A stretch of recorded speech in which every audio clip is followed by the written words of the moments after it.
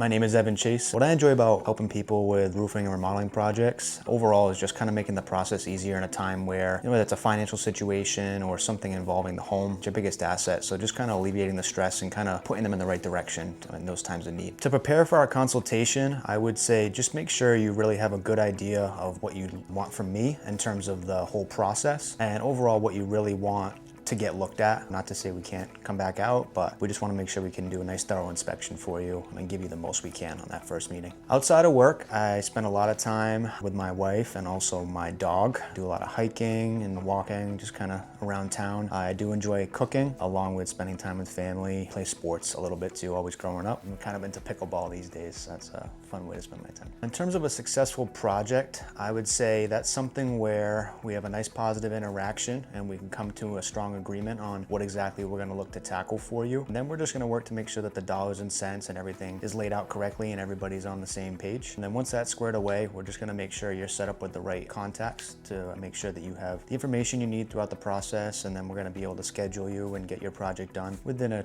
2 to 3 week window. And then overall, just somewhere where it's open communication and you're going to be satisfied at the end of it. My name is Evan Chase, and I'm looking forward to meeting you guys.